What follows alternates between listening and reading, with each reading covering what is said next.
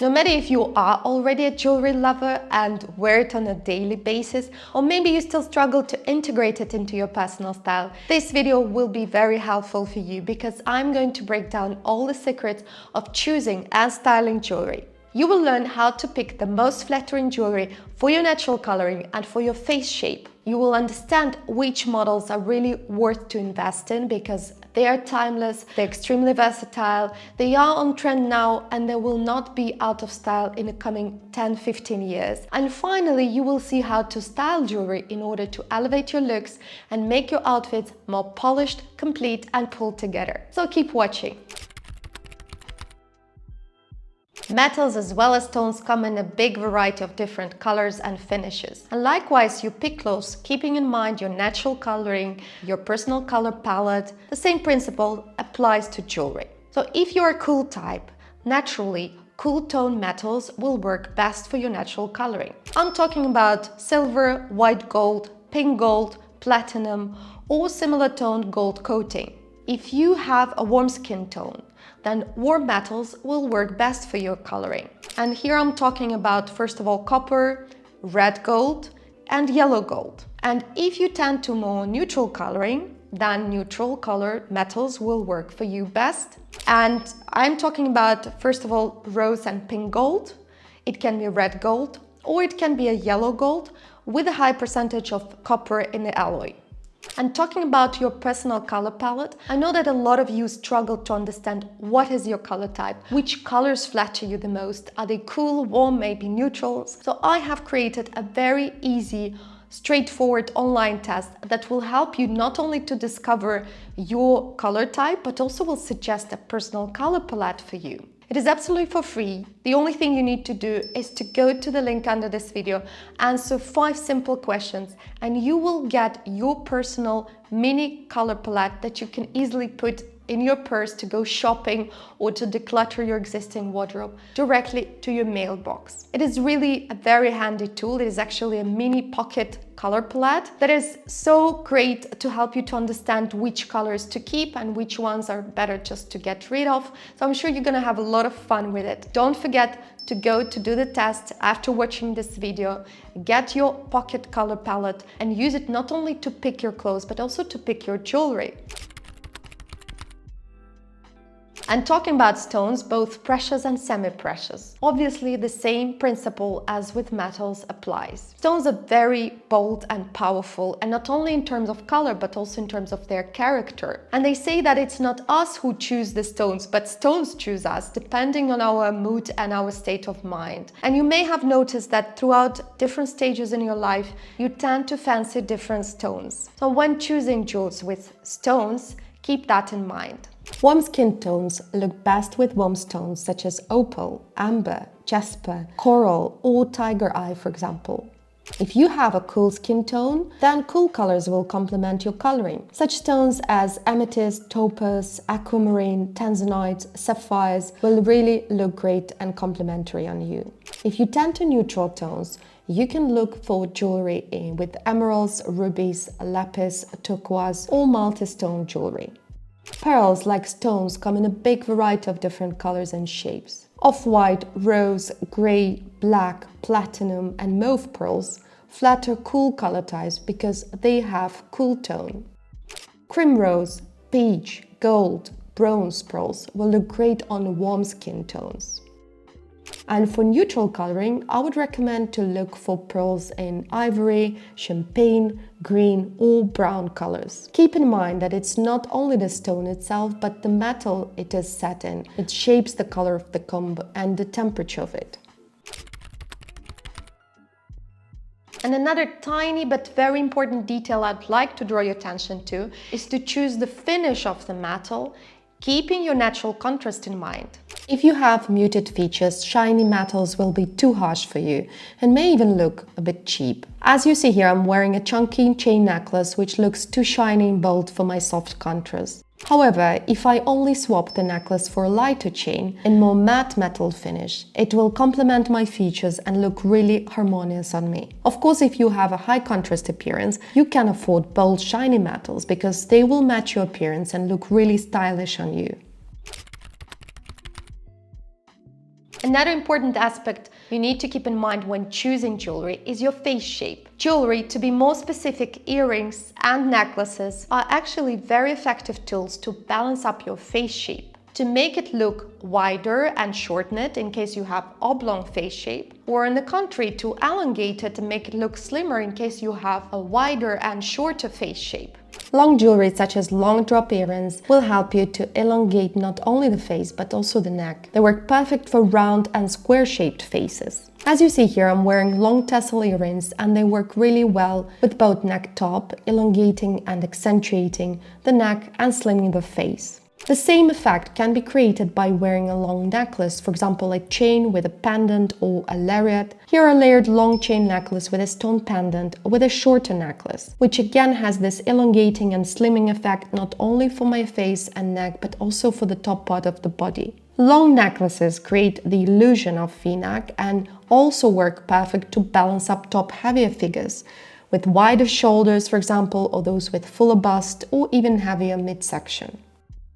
And talking about the jewelry I'm wearing today, most of them are coming from British designer Emily Smith and her brand, which is called Gingerberry. If you like to experiment with jewelry but not ready to invest in fine jewelry or pay almost the same amount for fashion jewelry, you'll definitely find great quality budget options here. What I really like about the brand that all the pieces are unique, they're timeless, they're high quality and affordable at the same time. And they're also extremely versatile, so you can be sure that they will fit in any style. The jewelry is also nickel free, so for people who have the same allergic skin as I do, it's definitely a great benefit as well. And as I said, all the pieces are absolutely unique, so you can use the jewelry to build and create your signature style with them. If you have an oblong face and would like to shorten and widen it a bit, you can go for simple studs. They can be very subtle and classy, or more bold if you want to accentuate your cheekbones. Hoops in all shapes and sizes will also look great on you. You can go really for statement ones in metal or even in color, which is a big trend this season, or very subtle ones if you want to keep it clean and minimalistic. Clip earrings also work great for oblong faces, and if you want to add volume, you can also opt for chandelier earrings.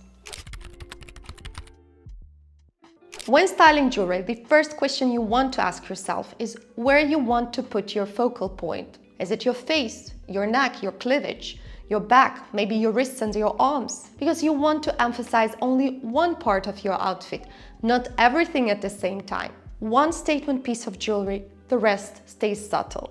Unless you're going to the red carpet event, but even in this case, I would be really careful with overloading yourself with statement jewelry. If you're wearing a deep cleavage, like a deep V-neck, for example, you want to emphasize your face, probably your neck, you can do it by accessorizing it with nothing but statement drop earrings. Or you can go for statement cuffs instead and still keep your neckline clean and minimalistic because the focal point is only on your face. If you want to place your focal point on a cleavage instead, you may want to swap the earrings for a statement necklace, like this beautiful lariat. But in this case, you pair it with very subtle, barely there studs just to complete your look and make it more polished.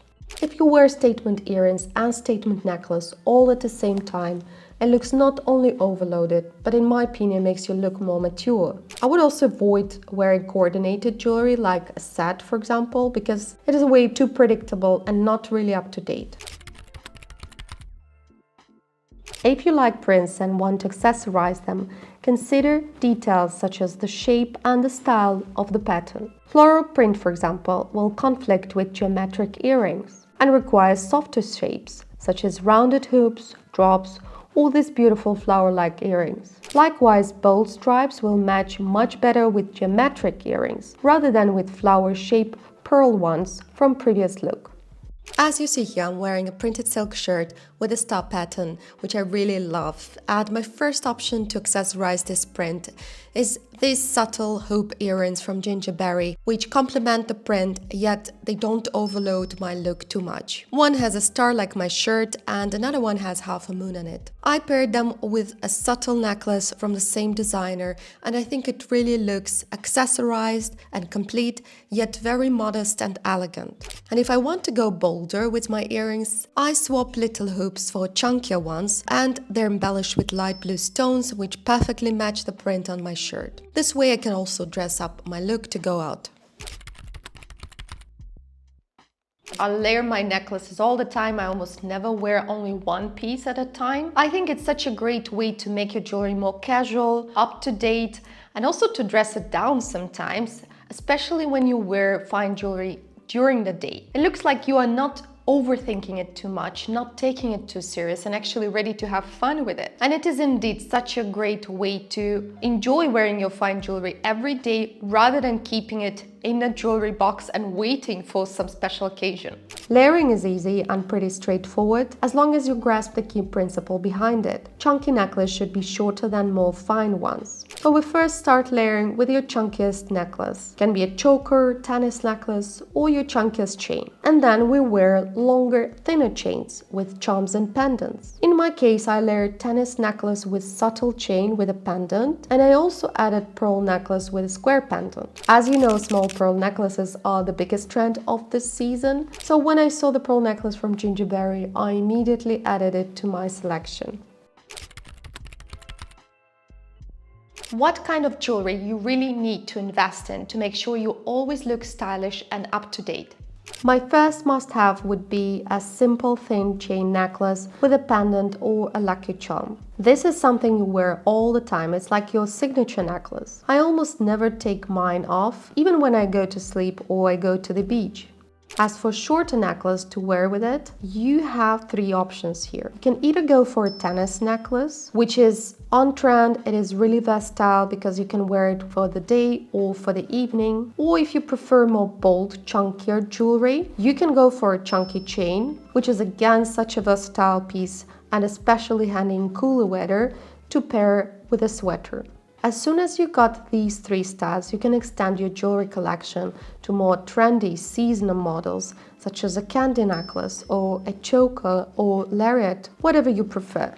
As for the bracelets, I would start a collection with a simple chain bracelet. It can be a very subtle one with a lucky charm, which you can wear separately or layered with each other. If you prefer a chunkier one, again, it is such a good investment because it goes with everything. And if you prefer plain, more embellished option, go for a tennis bracelet, which you can again wear separately, layered with other bracelets, or even with your watch. As for cuffs, I would not recommend to go for white options, especially in leather, because they seem to be out of style in the past few years. But very thin bangles and mid-width bangles are really worth buying because they're not only on trend, to be honest, quite timeless, also very versatile. They will be really a good contribution to your jewelry collection. And voila, that's it for today. I hope you enjoyed this video. Thank you so much for watching, and please let me know in the comments which jewelry you wear the most. I will see you on Sunday. Bye!